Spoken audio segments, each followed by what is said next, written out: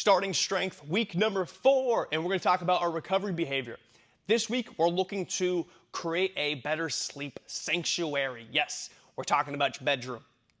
What we want to do is we want to optimize our bedroom for sleep. Now, there's a couple different things here and some really quick fixes that we can make. So we're going to look at just 3 different fixes. Number 1 is light. We want the room to be as dark as possible. So we want to minimize how much light is in there. Whether there is light shining in through the windows, get some blackout curtains to cover off that light. If there are like little LED lights in there, whether they're coming from a monitor, a television, or something else, you can put a little piece of tape around it, or you can shift it around so that way it's covered by the wall. I will sometimes just put a piece of clothing over it so that way it's not showing. We want to minimize the amount of light that we have coming into our room. We want the room to be as dark as possible. So that's where that's one of the easiest places to start, is try to get your room as dark as possible and minimize the amount of excess light that is coming from little devices or from outside your bedroom. The next thing you can do is sound. Sounds can be interrupted. White noise is a constant sound that's always going on. Now, here's the cool thing. When we have white noise and there's a constant sound, it may be loud inside the room, but it's going to filter out other sounds coming from outside of there. So for instance, let's say you live on a street where cars drive by and you want to have the window open so that we can get some fresh breeze inside. Having the white noise sound, your ears, you'll be able to hear that sound and you won't be able to hear the passing cars driving by.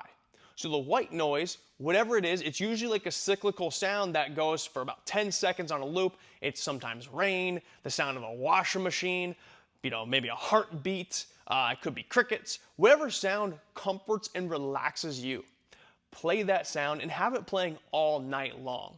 You could use different applications on your phone, like they have some on Spotify, they have soundscape apps as well that you could do. Or what I've done is just bought a white noise device. So we have a white noise device that just sits there on our bedside table. We put it on rain music and it just goes all night long.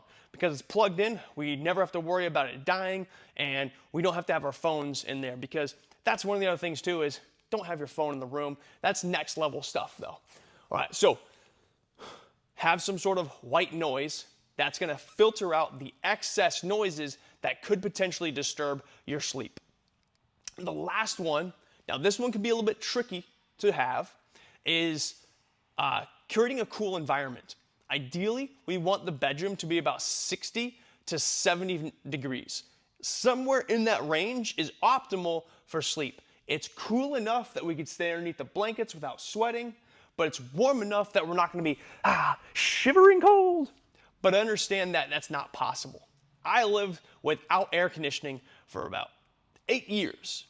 So you know what? During the summertime, that was not possible. I just had to sleep there, butt naked, sheets off, trying not to sweat all night long with a fan on me and sleeping right underneath the window. It wasn't the best, but that's what I had to make do with.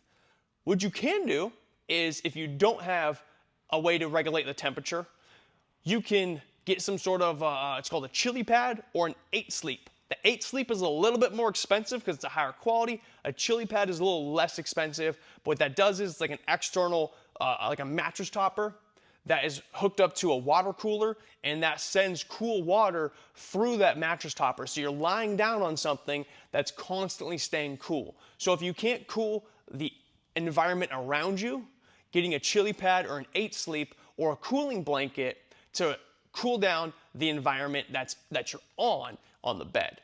So that's another thing you can do to help cool down that. So start with those 3 places. Get your room, number 1, as dark as possible. Avoid any extra lights. Use a white noise machine so that way it filters out excess sound, and then try to get your bedroom as cool as possible. Some extra things to do is, number 1, don't watch TV in your bedroom. Like if you have a TV in your bedroom, try not to watch it, especially if you're trying to wind down. If you are trying to wind down, and I understand, I watch TV at night before I go to sleep. That's what I do. Watch shows that are non-stimulating. So if you know, hey, my bedtime is approaching, Do not start an episode of something that's going to keep you contained. If it makes you want to watch the next episode, that's not something that you're going to want to watch 30 to 60 minutes before you need to go to bed. Trust me. Watch something that's going to comfort you, relax you, and put you to sleep. For those, it could be comedy, some sort of feel-good comedy that you watch often. For me, it's Bob Ross. Hearing him painting and just hearing, happy little accidents, that helps relax me and put me to sleep. Nature shows are also a great one to do as well. So don't have stimulating TV. Also, don't sleep with the TV on. That I know it could be great for white noise, but it is shining a stupid amount of light inside there that's constantly changing and flickering, and your brain and body understand that. While you may not be conscious of it, your body knows that something's going on there, and it's going to disrupt your sleep. So try not to sleep with that. Also, one other thing you can do to make your bedroom a sleep sanctuary, try to remove any sort of stress from your bedroom. If you're having stressful conversations, you're working in your bedroom, try to move that outside of there. Let your bedroom be a space of calm, no stress, no worries. You should feel very, very safe inside your bedroom. You should feel like this is a place where you can relax and you can sleep without any worry. So if you're having worries, move them outside of the bedroom. One last tip, because I can go on for days, keep a journal near your bedside table and a little light that can go around you, or just like a really small little bedside light. If you have any sort of thoughts that pop up in the mind, oh, I gotta do this thing tomorrow, oh, I gotta do that thing, here's what I'm anxious, here's what I'm worried about, write those thoughts down inside the journal. What you're doing is you're literally taking that thought, pulling it out of your head and putting it onto paper. And what that's gonna do, it will help you fall asleep. Because now you don't have to think about that. And if you are thinking about it, you can do a little Jedi mind tricks and tell yourself, that thought is already written down. I'm not going to forget about that thought. If I do forget, I could just go back to my journal and read what I was thinking about that kept me up, and then I could take action on that thing tomorrow, so that way it doesn't keep me up the next night. There you go. Go ahead and get those 3.